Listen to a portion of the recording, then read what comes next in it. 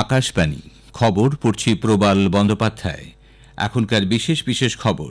প্রধানমন্ত্রী smart India হ্যাকাথনের চূড়ান্ত পর্বের তরুণ আবিষ্কর্তাদের সঙ্গে আজ কথা বলবেন। রাষ্ট্রপতি আজ নতুন দিল্লির বিজ্ঞান ভবনে পঞ্চায়েত পুরস্কার প্রদান করবেন। আগামী বছর থেকে স্নাতক স্তরের Common University Entrance Test computer ভিত্তিক পরীক্ষা সিবিটি মোডে নেওয়া হবে। প্রতিরক্ষামন্ত্রী রাজনাথ সিং রাশিয়ার রাষ্ট্রপতি ভ্লাদিমির পুতিনের সঙ্গে গতকাল দ্বিপাক্ষিক বৈঠক করেছেন। মোহাম্মদ আল বাসির সিরিয়ার অন্তর্বর্তী সরকারের প্রধানমন্ত্রী নিযুক্ত হয়েছেন। বিশ্ব স্কোয়াশ টিম চ্যাম্পিয়নশিপ 2024-এ ভারতীয় মহিলা দল আজ অস্ট্রেলিয়ার মুখোমুখি হবে। আসছে বিস্তারিত সংবাদে। প্রধানমন্ত্রী নরেন্দ্র মোদী আজ স্মার্ট ইন্ডিয়া হ্যাকাথন 2024-এর চূড়ান্ত পর্বের তরুণ আবিষ্কর্তাদের সঙ্গে কথা বলবেন। ভিডিও কনফারেন্সিংয়ের মাধ্যমে দেশজুড়ে 51টি কেন্দ্রে আয়োজিত ওই অনুষ্ঠানে অংশ নেবেন প্রধানমন্ত্রী। 1300-র বেশি পড়ুয়াদের দল চূড়ান্ত প্রতিযোগিতায় প্রতিদ্বন্দ্বিতা করবেন। প্রধানমন্ত্রী এই অনুষ্ঠানে সমবেতদের উদ্দেশ্যেও ভাষণ দেবেন। পশ্চিমবঙ্গের আইআইটি খড়গপুরে স্মার্ট ইন্ডিয়া হ্যাকাথনের চূড়ান্ত পর্যায়ের প্রতিযোগিতার আয়োজন করা হয়েছে। পড়ুয়াদের 35টি দল সেখানে অংশ নেবে। জম্মু কাশ্মীরে ইন্ডিয়ান ইনস্টিটিউট অব টেকনোলজি জম্মুতে স্মার্ট ইন্ডিয়া হ্যাকাথনের ফাইনাল আজ শুরু হচ্ছে। National Critical Information Infrastructure Protection সেন্টারের আয়োজনে গুরুতর সাইবার নিরাপত্তা চ্যালেঞ্জ মোকাবিলা করার উদ্দেশ্যে সারা দেশ থেকে 30টি দল প্রতিযোগিতা করবে। আইআইটি জম্মুর 3টি দলই মর্যাদাপূর্ণ ইভেন্টে কর্ণাটক, দিল্লি এবং গুয়াহাটির নোডাল কেন্দ্রগুলিতে ইনস্টিটিউটের প্রতিনিধিত্ব করবে। শিক্ষামন্ত্রক আয়োজিত দেশব্যাপী এই উদ্যোগের 7ম সংস্করণের উদ্বোধন করবেন কেন্দ্রীয় শিক্ষামন্ত্রী ধর্মেন্দ্র প্রধান। ভারত জুড়ে 51টি নোডাল কেন্দ্র সহ আইআইটি জম্মু সাইবার নিরাপত্তা ক্ষেত্রে উদ্ভাবন এবং সমস্যার সমাধানে মূল ভূমিকা পালন করবে। প্রধানমন্ত্রী নরেন্দ্র মোদী আজ নতুন দিল্লিতে তার সরকারি বাসভবনে বিশিষ্ট তামিল কবি ও স্বাধীনতা সংগ্রামী সুব্রমণিয়াম ভারতীর রচনা সমগ্র সংগ্রহ প্রকাশ করবেন। সুব্রমণিয়াম ভারতীর রচনা মানুষকে দেশাত্মবোধে উদ্বুদ্ধ করেছিল। ভারতীয় সংস্কৃতি ও আধ্যাত্মিক ঐতিহ্যকে তিনি সহজ ভাষায় সাধারণ মানুষের মধ্যে ছড়িয়ে দিয়েছিলেন। 23 খণ্ডে সম্পূর্ণ এই সমগ্র সংকলনটি সম্পাদনা করেছেন সিনি বিশ্বনাথন। এই সংকলনে সুব্রমণিয়াম ভারতীর চিন্তাভাবনা সম্পর্কে বিভিন্ন ব্যক্তির লেখাও সংকলিত হয়েছে। রাষ্ট্রপতি দ্রৌপদী মুর্মু আজ নতুন দিল্লির বিজ্ঞান ভবনে জাতীয় পঞ্চায়েত পুরস্কার প্রদান করবেন।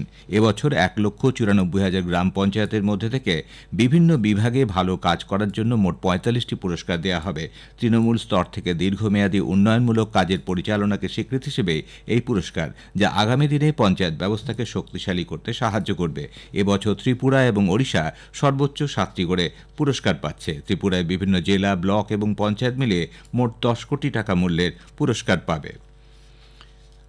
সভা পরিচালনার কাজে পক্ষপাতিত্বের অভিযোগ তুলে বিরোধী সাংসদরা গতকাল রাজ্যসভার চেয়ারম্যান জগদীপ ধনখড়ের বিরুদ্ধে অনাস্থা প্রস্তাব জমা দিয়েছেন। সামাজিক মাধ্যমে এক বার্তায় কংগ্রেস সাংসদ জয়রাম রমেশ জানিয়েছেন, উচ্চকক্ষের সেক্রেটারি জেনারেলের কাছে এ ব্যাপারে নোটিশ দেওয়া হয়েছে। আইএনডিআই জোটের সকল সদস্যদের কাছেই এছাড়া আর কোনো বিকল্প পথ ছিল না। সংসদীয় গণতন্ত্রের স্বার্থ রক্ষার জন্য এই পদক্ষেপ নেওয়া হয়েছে বলে তিনি মন্তব্য করেন। বিজেপি সাংসদ সম্বিত পাত্র সংসদের কাজকর্মে বিঘ্ন ঘটানোর জন্য বিরোধীদের ভূমিকার সমালোচনা করেছেন। সংসদ ভবনের বাইরে তিনি বলেন, এ ধরনের ঘটনা অত্যন্ত দুর্ভাগ্যজনক। লোকসভায় বিরোধী নেতা রাহুল গান্ধীর ভূমিকারও সমালোচনা করেন তিনি। উল্লেখ্য, সংসদের উভয় সভার অধিবেশন সরকার ও বিরোধী পক্ষের সদস্যদের তুমুল হই হট্টগোলের জেরে গতকালও দিনের মতো মুলতুবি হয়ে যায়। আগামী বছর থেকে স্নাতক স্তরের Common University Entrance Test computer ভিত্তিক পরীক্ষা সিবিটি মোডে নেওয়া হবে। বিশ্ববিদ্যালয় মঞ্জুরি কমিশন ইউজিসির চেয়ারপারসন এম জগদেশ কুমার সংবাদ মাধ্যমকে জানিয়েছেন, দ্বাদশ শ্রেণীর উত্তীর্ণ সকল ছাত্রছাত্রী এই পরীক্ষায় বসতে পারবেন। আগামী বছর স্নাতক স্তরে 37টির পরিবর্তে 63টি বিষয়ে পরীক্ষা নেওয়া হবে। প্রতিটি বিষয়ের সময়কাল 1 ঘণ্টা। শ্রী কুমার জানান, এখন থেকে সব প্রশ্ন বাধ্যতামূলক থাকবে, কোনো ঐচ্ছিক প্রশ্ন থাকবে না। শিক্ষার্থীরা 6টি নয়, এখন থেকে সর্বোচ্চ 5টি বিষয়ে পরীক্ষা দিতে পারবেন। সাহিত্য একাডেমি প্রকাশিত বিষ্ণুকান্ত শাস্ত্রীর রচনা সংকলন গতকাল নতুন দিল্লিতে প্রকাশ করেন শিক্ষামন্ত্রী ধর্মেন্দ্র প্রধান। ভারতীয় সংস্কৃতি, ধর্ম, আধ্যাত্মিকতা, সাহিত্যকে এগিয়ে নিয়ে যেতে বিষ্ণুকান্ত শাস্ত্রীর অবদানের ভূয়সী প্রশংসা করেন তিনি। মন্ত্রিসভা নিয়োগ কমিটি অর্থনৈতিক বিষয়ের সচিব অজয় শেঠকে রাজস্ব দপ্তরের সচিব পদের অতিরিক্ত দায়িত্ব দিয়েছে। এই আদেশ অতি সত্বর কার্যকর হবে। যতদিন না ওই পদের দায়িত্বভার নিতে নতুন কেউ আসছেন, ততদিন অজয় শেঠ এই দায়িত্বভার সামলাবেন। ভারতে মহিলা শ্রমশক্তির অংশগ্রহণের হার বিশেষত গ্রামাঞ্চলে উল্লেখযোগ্যভাবে বৃদ্ধি পেয়েছে। এই সংক্রান্ত এক গবেষণাপত্রে দেখানো হয়েছে, 2017-18 থেকে 2022-23 সালে গ্রামীণ মহিলা শ্রমশক্তি 24.6% থেকে বেড়ে 41.5% হয়েছে। খবর শুনছেন আকাশবাণী থেকে। প্রতিরক্ষামন্ত্রী রাজনাথ সিং গতকাল রাশিয়ার রাষ্ট্রপতি ভ্লাদিমির পুতিনের সঙ্গে সাক্ষাৎ করেন। এই বৈঠকের কথা জানিয়ে রাজনাথ সিং উভয় দেশের মধ্যে মৈত্রী সম্পর্কের উল্লেখ করে জানান, নতুন দিল্লি সর্বদা রাশিয়ার বন্ধুদের পাশে রয়েছে এবং ভবিষ্যতেও থাকবে। উভয় নেতা দ্বিপাক্ষিক প্রতিরক্ষা সহযোগিতা সংক্রান্ত বিভিন্ন বিষয় নিয়ে আলোচনা করেছেন। দুদেশের মধ্যে অংশীদারিত্বের ক্ষেত্রে যে অসীম সম্ভাবনা রয়েছে তার উল্লেখ করে উভয় নেতা এই আশা ব্যক্ত করেন যে যৌথ প্রচেষ্টা উল্লেখযোগ্য সাফল্য নিয়ে আসবে। এর আগে প্রতিরক্ষামন্ত্রী গতকাল মস্কোয় রুশ প্রধানমন্ত্রী আন্দ্রে বেলুসোভের সঙ্গে সেনা এবং সেনা প্রযুক্তি সহযোগিতা সংক্রান্ত ভারত রাশিয়া আন্তঃসরকারি কমিশনের ২১তম বৈঠকে যৌথভাবে সভাপতিত্ব করেছেন। সামাজিক মাধ্যমে এক বার্তায় প্রতিরক্ষামন্ত্রী জানান, বৈঠক ফলপ্রসূ হয়েছে। প্রতিরক্ষা ক্ষেত্রে দ্বিপাক্ষিক সম্পর্কের নানা দিক বিস্তারিতভাবে পর্যালোচনার পাশাপাশি সহযোগিতা আরও বাড়িয়ে তোলার ব্যাপারে কথা হয়েছে। বিদেশমন্ত্রী ডক্টর এস জয়শঙ্কর গতকাল নতুন দিল্লিতে আমেরিকান ইহুদি কমিটির প্রতিনিধি দলের সঙ্গে দেখা করেছেন। ভারত মার্কিন দ্বিপাক্ষিক অংশীদারিত্ব এবং পশ্চিম এশিয়ার উন্নয়ন নিয়ে তাদের মধ্যে মত বিনিময় হয়। সামাজিক মাধ্যমে এক বার্তায় ডক্টর জয়শঙ্কর বলেন, ভারত মার্কিন সম্পর্কের ক্ষেত্রে আমেরিকান ইহুদি কমিটির দীর্ঘদিনের সমর্থন অত্যন্ত গুরুত্বপূর্ণ। নবনির্বাচিত মার্কিন রাষ্ট্রপতি ডোনাল্ড ট্রাম্প রিপাবলিকান দলের সক্রিয় সদস্য হারমিত ধিলোকে নাগরিক অধিকার ক্ষেত্রে সহকারী অ্যাটর্নি জেনারেল হিসেবে নিযুক্ত করতে চলেছেন। বিচার ও ন্যায় দপ্তরে শ্রীমতী ধিলোর নতুন ভূমিকার কথা উল্লেখ করে ডোনাল্ড ট্রাম্প বলেন, আমেরিকার সাংবিধানিক অধিকার রক্ষার ক্ষেত্রে তিনি হবেন এক ক্লান্তিহীন কর্মী। নাগরিক অধিকার ও নির্বাচন সংক্রান্ত আইন ধিলো স্বচ্ছ ও দৃঢ়ভাবে প্রয়োগ করবেন বলে ট্রাম্প আশা প্রকাশ করেন। কেন্দ্রীয় পর্যটন ও সংস্কৃতি দপ্তরের মন্ত্রী গজেন্দ্র সিং শেখাওয়াত বলেছেন, ভারতীয় দর্শন, সংস্কৃতি ও ধর্মীয় আচরণের পুনর্জাগরণের ক্ষেত্রে কুরুক্ষেত্রের মতো পবিত্র স্থানের অসীম সম্ভাবনা রয়েছে।